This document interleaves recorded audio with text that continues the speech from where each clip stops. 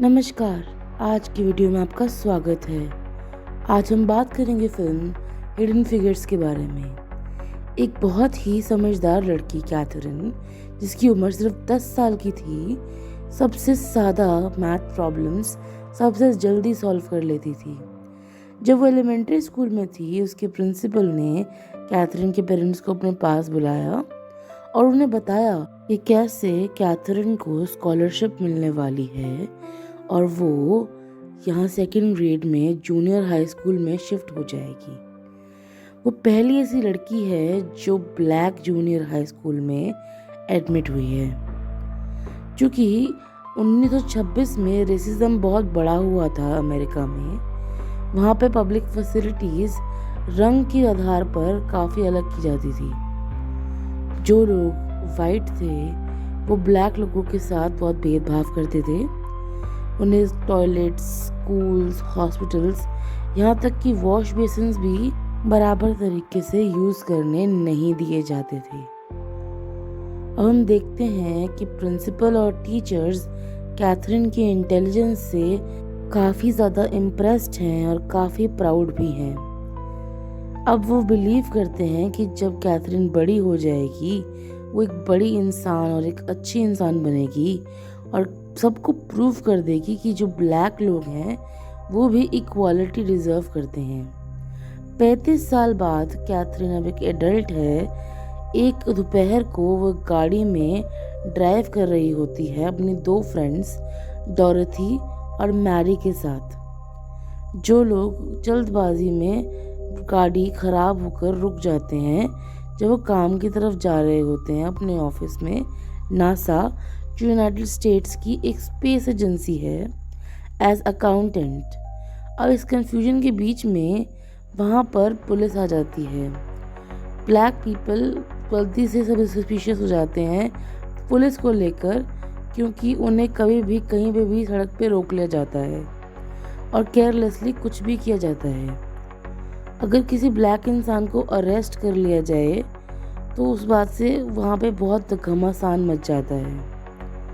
Mary ने सबको inform किया कि वो तीनों वहाँ नासा में काम करते हैं और अभी लेट हैं, इसीलिए रॉकेट फेल हो सकता है अगर वो टाइम से नहीं पहुँचेंगे। ये एक्सप्लेनेशन सुन के पुलिस वालों ने उनकी मदद करने की सोची। अब नासा ऑफिस गवर्नमेंट जो है वो स्टाफ को देख रही थी और ये जो न्यूज़ थी रशियन इमिनेंट लॉन्च के बारे में रॉकेट की, इससे वो लोग इरिटेट हो गए। अब जो प्रेसिडेंशियल एनवॉय है उन्होंने डिमांड किया कि जो नासा के हेड हैं वो, जिनका नाम हैरिसन है, फटाफट ये रॉकेट बनाएं, कंप्लीट करें रशिया के साथ और ऑफिस में आने के बाद स्ट्रेट काम पर लग जाएं। अब वो अपने असाइनमेंट्स जब बना रहे थे, उनके जो बॉस है मिशेल, वो आए और उन्होंने कैथरीन से बोला कि वो स्पेस रिसर्च डिवीज़न में चले जाएं। मिशेल जो हैं वो चाहते थे कि वो चले जाएं। डोरथी भागती है और कहती है कि उसे भी एक प्रमोशन चाहिए। वो रूम सुपरवाइज़र बनना चाहती है, बिकॉज उन्होंने रूम सुपरवाइज़र की तरह कितने सालों से काम किया है, लेकिन उन्हें सैलरी एक रेगुलर स्टाफ की तरह ही मिलती है। कभी उन्हें एक पैसा भी बढ़ाकर नहीं दिया गया। लेकिन मिशेल इतना ज़्यादा एरोगेंट थे कि वो डोरथी के खिलाफ खड़े हो जाते हैं और उसे थ्रेटन करते हैं कि वो उसे काम से निकाल देंगे। वो अभी भी प्रमोशन की डिमांड करती है। डोरथी बहुत ज़्यादा निराश हो जाती है। दूसरी तरफ मैरी के सुपीरियर्स जो हैं रॉकेट असेंबली में, वो कंफ्यूज्ड हैं इस होममेड रॉकेट को देखकर जो हमेशा फेल हो जाता है, लेकिन समझ नहीं पाता कि कैसे अर्थ के एटमॉस्फेयर के बाहर हीट है। मैरी जो है फिर उन्हें समझाने की कोशिश करती है कि सोर्स ऑफ द प्रॉब्लम जो है वो रॉकेट का हियरिंग एनालिसिस है। उसके बॉस ये बात सुन के बहुत अमेज हो जाते हैं और फिर वो कहते हैं कि वो शायद मैरी को प्रमोट कर रॉकेट असेंबली टेक्नीशियन बना देंगे। जो उसके बॉस हैं उन्हें फ़र्क नहीं पड़ता कि मैरी का जेंडर क्या है, उसका स्किन कलर क्या है। इस एमरजेंसी के अंदर जब वही एक्सपर्ट साबित हुई है और काम आई है, तो उसके हिसाब से उन्हीं को कंपटीशन जीतना चाहिए।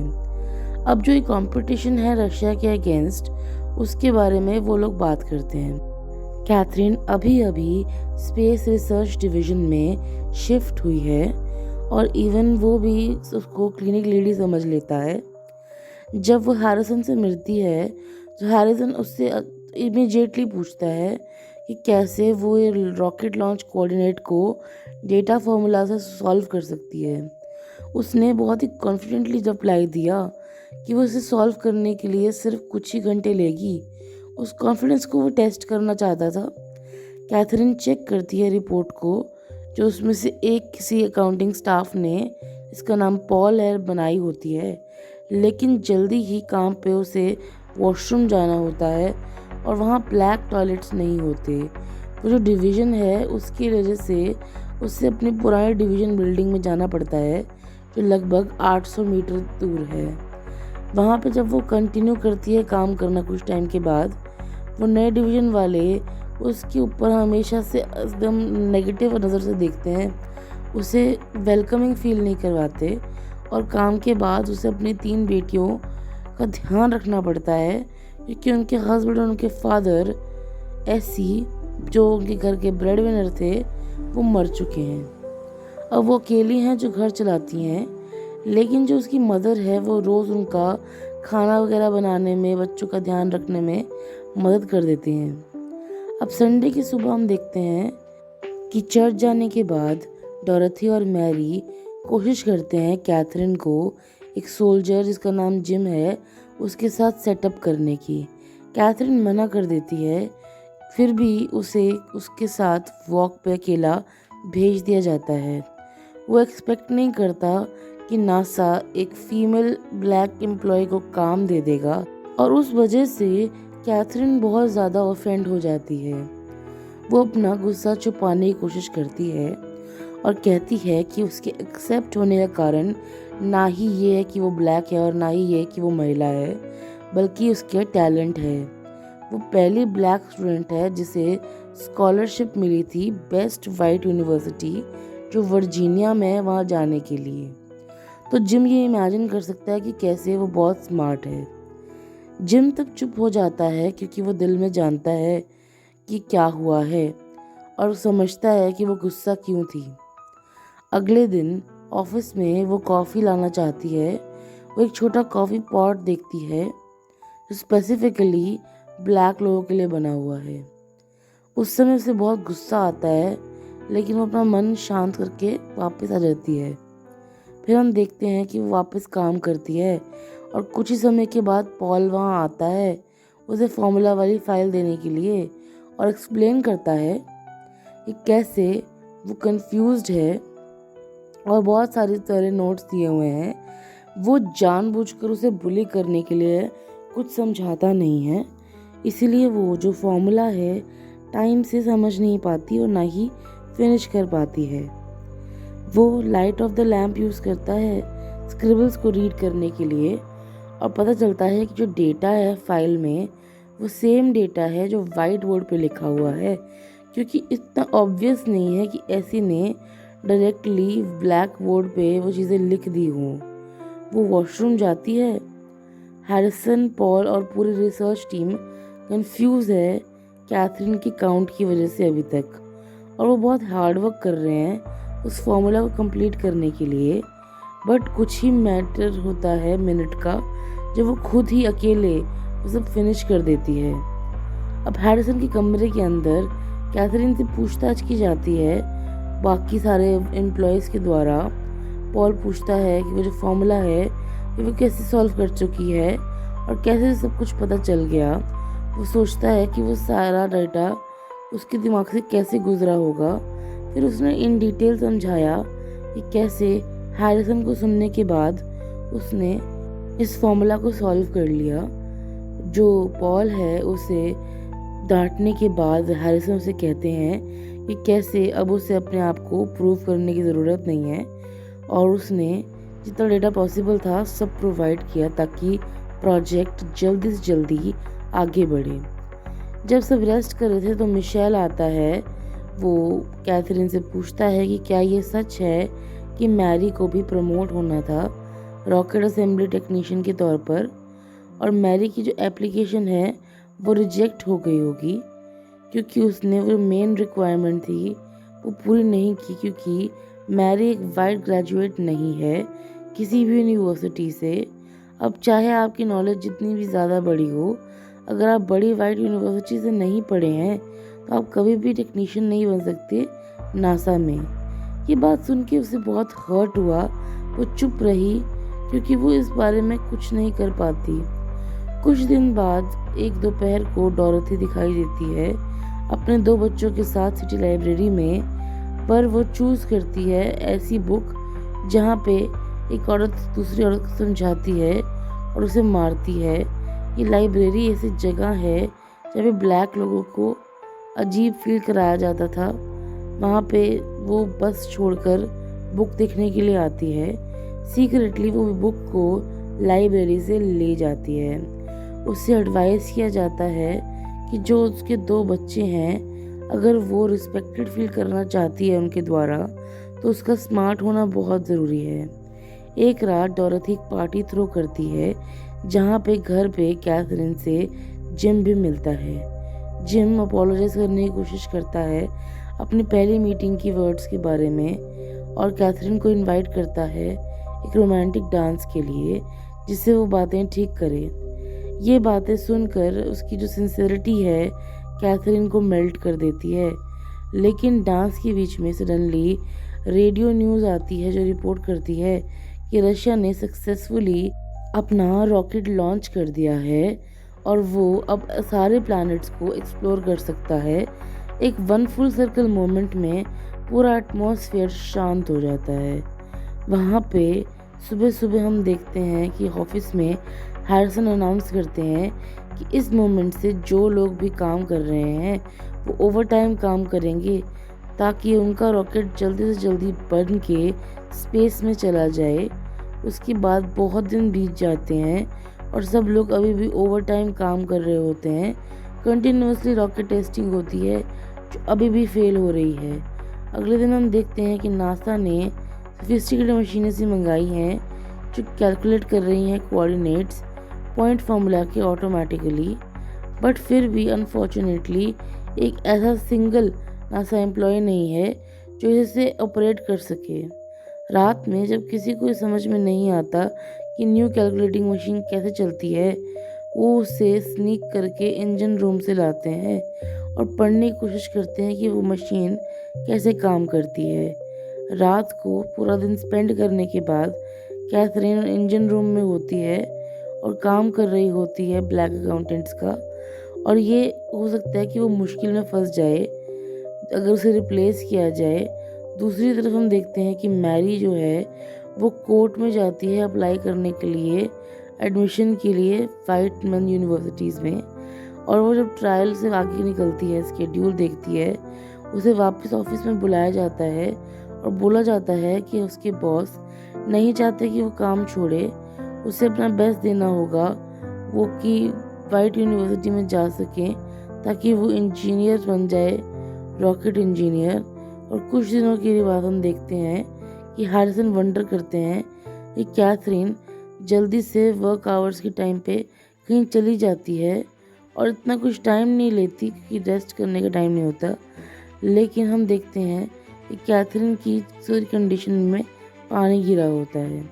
वो इस बात से बहुत गुस्सा होता है और सोचता है कि कैसे वो रोज़ काम से चली जाती है 40 मिनट के लिए टेरी आइस के साथ, ऐसी गुस्से में लेट आउट करता है, और जिसने उसने होल्ड बैक किया होता है इतने टाइम से 40 मिनट पर डे वो स्पेंड करती है सिर्फ उस टॉयलेट की वजह से।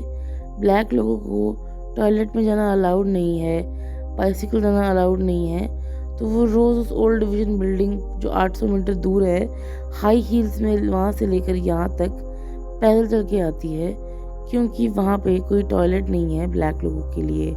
हैरिसन जो है वो ये बात नहीं जानता कि कैसे वहाँ पे ब्लैक कॉफ़ी पॉट भी इतना स्मार्ट है जितना उसका काम है। वो अपना काम जो है लोगों के सामने दिखाना चाहती है, लेकिन फिर भी लोग उससे डिस्गस्टेड होते हैं सिर्फ उसकी ब्लैक स्किन की वजह से। ये सब कुछ समझने के बाद सारे कमरे वाले लोग शांत हो जाते हैं और सब लोग उसे अपना दिल खोल के वेंट आउट करने की परमिशन दे देते हैं।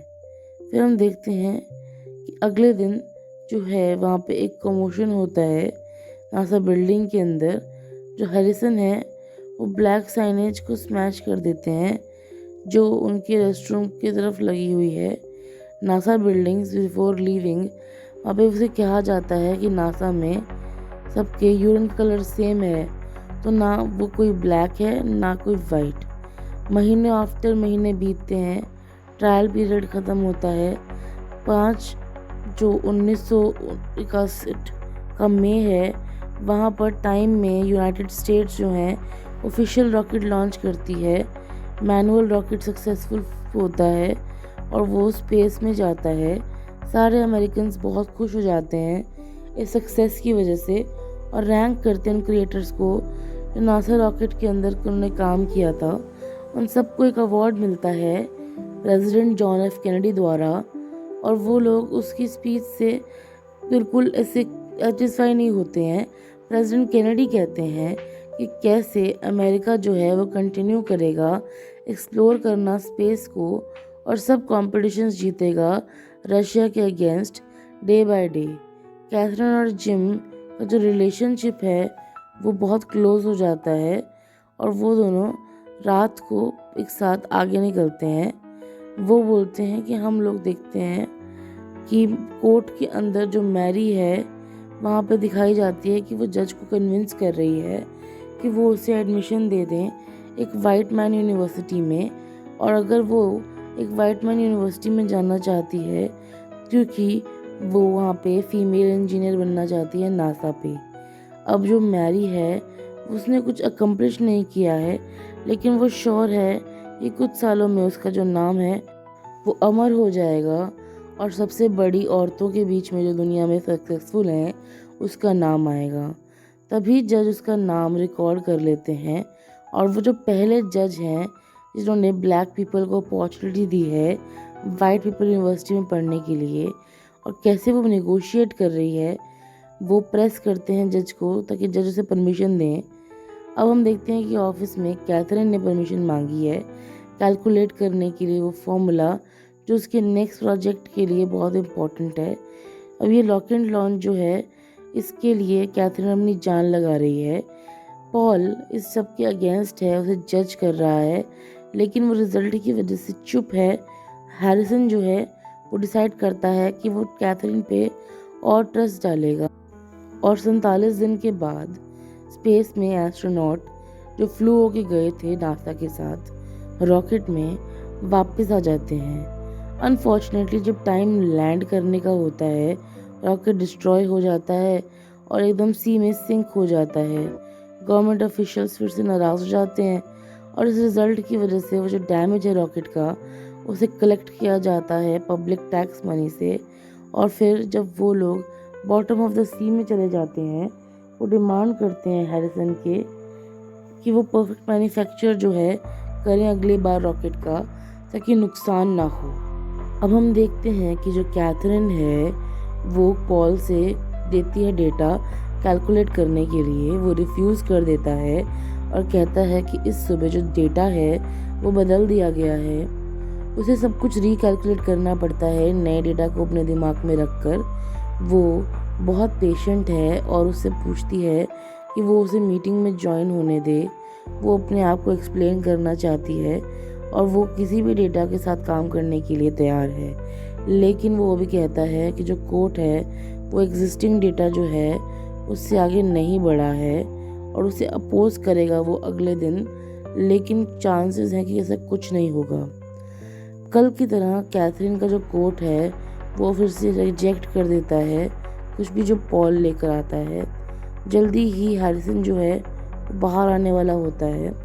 वो एक बार से समझता है कि कैसे उसकी बॉस बहुत डेस्परेट हो रही है। वो डायरेक्टली परमिशन देता है कैथरीन को कि वो अटेंड कर ले और कॉन्स्टेंटली बैक करने की बजाय उसे फंक्शन पर ध्यान देना चाहिए। उसे फंक्शन में अलाउ किया जाता है। मीटिंग रूम के अंदर वो एस्ट्रोनॉट्स गवर्नमेंट ऑफिशियल्स के साथ जो सब लोग गैदर हुए हैं वहाँ पर गैदर होती है। हैरिसन रिपोर्ट करता है कि कैसे करंटली रिसर्च टीम जो है वो अपनी स्टेज पर है जहाँ पर कैलकुलेशन करना, कोऑर्डिनेट्स की, लॉन्च करना, लैंडिंग करना, रॉकेट का ध्यान रखना, और वो लोग जो हैं वो समझ नहीं पाते ये बात। वहाँ पे हम देखते हैं कि गवर्नमेंट जो है सेटिस्फाइड नहीं है उस रिपोर्ट से, क्योंकि वो क्लियरर नंबर्स चाहते हैं। वो देखते हैं कि उनके पास कोई वर्ड ही नहीं है बोलने के लिए, और उन्होंने कैथरीन से इम्प्रॉम्प्टू काउंट करने के लिए कहा इन पर्सन, इन सबके सामने। अब हम देखते हैं कि माइल्स पर आवर 0.60 डिग्री है स्क्वायर बोलकर वो सबको अमेज कर देती है इमीडिएट आंसर देकर। फॉर्मूला जो है वो इतनी दूर ऐसे ही मन में फिनिश कैसे हो गया, ऐसी जो है वो इसे फिनिश कर पाता है। और उसी मैटर में हम देखते हैं कि हारिसन कैजुअली सबसे कहता है कि जो डेटा है वो कुछ ही दिनों में ख़त्म होने वाला है। दूसरी तरफ हम देखते हैं कि पढ़ाई करने के बाद पूरा टाइम नासा का ऑटोमेटिक कैलकुलेटिंग मशीन काम करने लग जाता है, और उस दिन जो डॉरथी है वो सीक्रेटली मशीन को ऑपरेट करने की कोशिश करती है। जो इंजीनियर है वो सडनली दोनों ऑफिसर्स को पकड़वा देता है और कंफ्यूज होता है कि जो इंजन वर्क है वहाँ पे प्रॉपरली काम क्यों नहीं हो रहा है। कोई भी उसे ब्लेम नहीं कर पाता। अगले दिन मिशेल है जिसने डॉरथी को देखा होता है, और वो रिपोर्ट करती है अपने बॉस को कि कैसे डॉरथी अपना ऑपरेट करना चाहती है नासा कैलकुलेटर, और उसमें एक फायर है जो उसने नहीं देखी। बहुत सारे ब्लैक एस्ट्रोनॉट्स हैं, वो लोग अकाउंटेंट्स हैं जो लोग कल ऑफिसर रिपोर्टेड थे लेकिन आज कुछ और हैं। उसके जो सुपीरियर्स हैं वो उसे आंसर करते हैं। वो कहते हैं कि उसे ये पोजीशन एक्सेप्ट कर लेनी चाहिए उन सारी शर्तों के साथ जो बाकी ब्लैक अकाउंटेंट्स पे लगी हुई हैं। उसे भी वही काम करना पड़ेगा लोगों के साथ, लेकिन जो मिशेल हैं वो उसकी मदद नहीं कर सकते और वो अग्री कर रहे हैं। रात को जो मैरी है उसका पहला दिन होता है। कॉलेज से कंफ्यूज लेक्चरर जो है वहाँ पर जाती है और वहाँ पर सोचती है कि कैसे यहाँ पर ब्लैक विमेन है, और वो एक्सप्लेन करती है कि कैसे उसे लीगली इनरोल करने दिया गया है इस कैंपस के अंदर, जहाँ पर उसके पास लाइसेंस है जैसे सबके पास है क्लास में जाने के लिए। और वो उसे बताती है कि वो अकेले कुछ नहीं कर सकती, इसीलिए वो अपनी फैमिली के साथ आई है। अब जो ब्लैक लोग हैं वाइट लोगों के साथ घुल मिल जाएं, ये बात उन्हें अजीब लगती है, लेकिन कैथरीन अभी भी बहुत ईगर है उस नई चीज़ों को सीखने के लिए जो उसने मिस आउट करी हैं। कैथरीन घर आती है और काम करती है।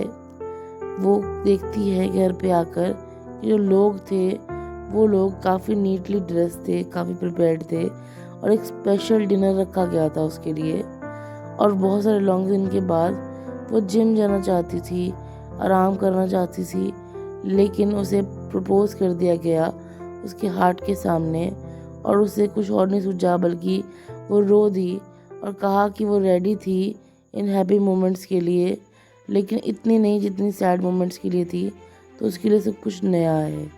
अगले दिन हम देखते हैं कि हारिसन इन्फॉर्म करता है सबको कि नियर फ्यूचर में नासा ऑटोमेटिक कैलकुलेटर लॉन्च करेगी जो ऑपरेशनल होगा। और अब हम देखते हैं कि नासा का जो रिसर्च डिवीज़न है वो जानता नहीं है कि वो कैसे कैथरीन के मैथ के बिना भी चल जाएगा। वो जो स्किल है उसे लगता है कि वो गॉड ने उसे ऐसे ही दे दी है और उसे पुराना डिवीज़न वापस ले आना चाहिए। और जो है दूसरी तरफ हम देखते हैं कि बाकी सारे ब्लैक अकाउंटेंट्स जो हैं उन्हें भी ज्वाइन करा लिया चाहिए। वो यहाँ पे रिज़ाइन कर देती है। वो डिसीजन से आगे निकलने लगती है। निकलने से पहले हैरिसन का जो सेक्रेटरी है उसे एक पर्ल नेकलेस देता है और कहता है कि सारे रिसर्च डिवीज़न वाले एम्प्लॉई कुछ ना कुछ एंजॉय करते हैं, और ये हमने कीपसिक के लिए बहुत सालों पहले रखा था। कुछ दिनों बाद हम देखते हैं कि वो है जो कैथरीन, उसकी वेडिंग पार्टी होती है जो 20 फरवरी 1962 में हुई होती है। अमेरिका जो है वहाँ पर सेकंड रॉकेट लॉन्च होने वाला होता है, और वहाँ पे सब लोग तैयार हो जाते हैं उस ब्रॉडकास्ट के लिए जो टीवी और रेडियो पर स्टेशन पर आएगा। इस टाइम पे अमेरिकन मिशन जो है वो ये नहीं है कि उसे सिर्फ फ्लाई करना है आसमान में, वो लोग जो स्पेस है उसके अंदर कहीं भी घूमना चाहते हैं, कोई भी ऑर्बिट चूज़ करना चाहते हैं, जैसे रशिया ने चूज़ कर ली और हम लोग साइड पे बैठे हैं। ऑपरेटर तो हैं और आदमी भी हैं। हैरिसन पूछता है पॉल से कि कैसे आज की मशीन नहीं चल रही है। वो डेटा को काउंट करते हैं लेकिन डिफरेंट रिजल्ट निकलते हैं। फिर वो अगले दिन इस डिस्क्रिपेंसी के बारे में सबको बताने की कोशिश करता है। वो कहता है कि जो एस्ट्रोनॉट्स हैं उन्हें राइट अवे कैथरीन को बुला लेना चाहिए। कैथरीन जो है वो वहाँ पे आ जाती है। उन लोगों का मानना है कि कैथरीन जो है वो पहली ऐसी ब्लैक वुमन है जो उसकी फर्स्ट हैंड कैलकुलेशन उन्होंने देखी है कि कैसे कैथरीन के कैलकुलेट करने के बाद सारे कोऑर्डिनेट्स एक्यूरेट निकलते हैं और उसके बाद जो मिशन है वो कंटिन्यू होता है। अगर जो मिशन है वो अबॉर्ट हो जाएगा और गलत होगा तो उनका स्टाफ मुश्किल में पड़ जाएगा।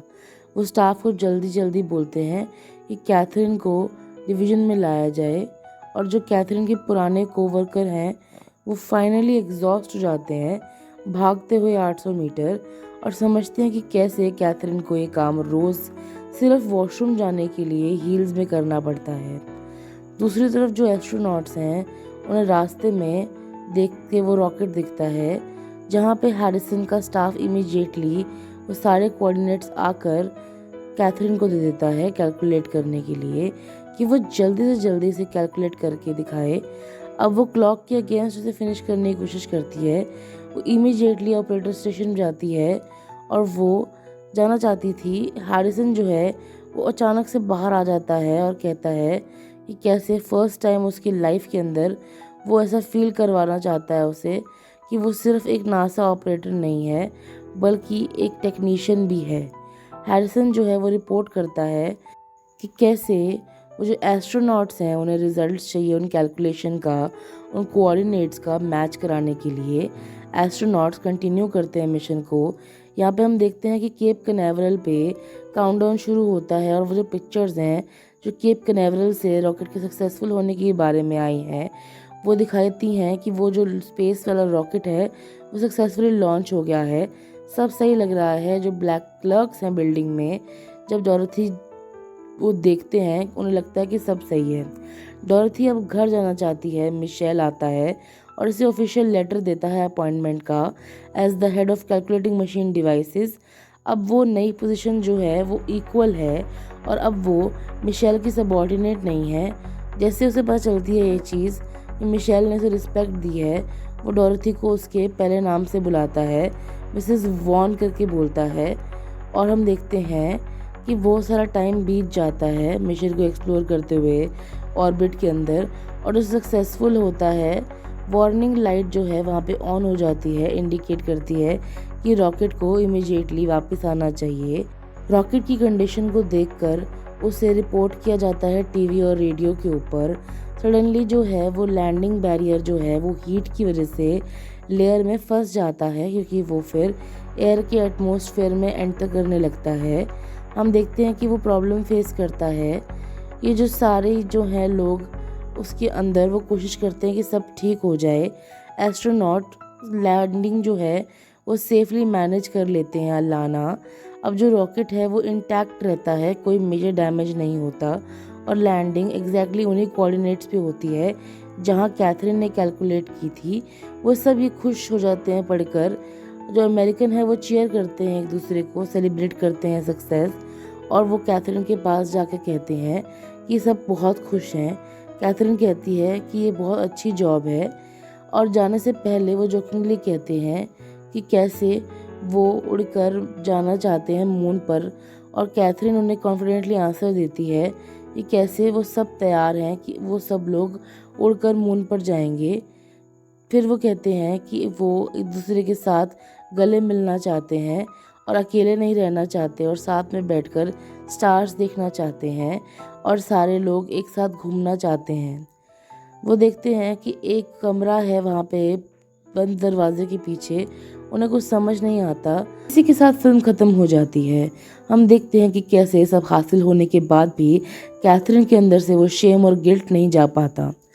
इस कहानी को अगर आप पसंद करते हैं तो प्लीज़ इस वीडियो को लाइक करें, कमेंट्स में हमें अपना फेवरेट पार्ट बताएं और चैनल को सब्सक्राइब करना ना भूलें। इस वीडियो को अपने दोस्तों के साथ शेयर करें। अगली वीडियो में हम आपसे मिलते हैं, तब तक के लिए धन्यवाद।